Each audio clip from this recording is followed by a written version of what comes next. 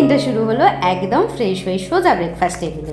আজকের ব্রেকফাস্টে ছিল গরম গরম ধোসা, সাথে নারকেল চাটনি আর সাম্বার। দীঘার সকালটাই যেন অন্যরকম। তারপর সোজা চলে গেলাম সমুদ্র সৈকতে। মেঘে ঢাকা আকাশ, সুন্দর হাওয়া, সামনে সমুদ্রের ঢেউয়ের খেলা। বসে রইলাম অনেকক্ষণ, সময়টা যেন কোথা দিয়ে উড়ে গেল। আর ঠিক তখনই চোখে পড়লো পেয়ারার আমের মিক্স, দাম নাকি মাত্র 50 টাকা। যাই হোক, খেতে খেতে হঠাৎ শুরু হয়ে গেল ঝমঝমিয়ে বৃষ্টি।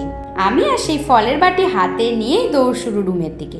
রুমে ফিরে বাকি খাওয়াটা কমপ্লিট করলাম, তারপর স্নান টান সেরে সোজা চলে এলাম লাঞ্চের জন্য। আজকে লাঞ্চ করলাম জানা হোটেল অ্যান্ড রেস্টুরেন্ট নামে একটা রেস্টুরেন্ট থেকে। নিয়েছিলাম একটা ভেজ থালি, যাতে ছিল ভাত, ডাল, আলু ভাজা, একটা সবজি আর শেষ পাতে আমের চাটনি আর পাঁপড়।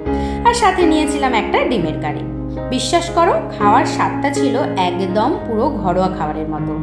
আর শেষে নিয়েছিলাম একটা মিষ্টি দই। সেটাই খেতে খেতে ফিরে এলাম রুমে। কি বলবো, এক কথায় দীঘার টেস্টই দুপুর।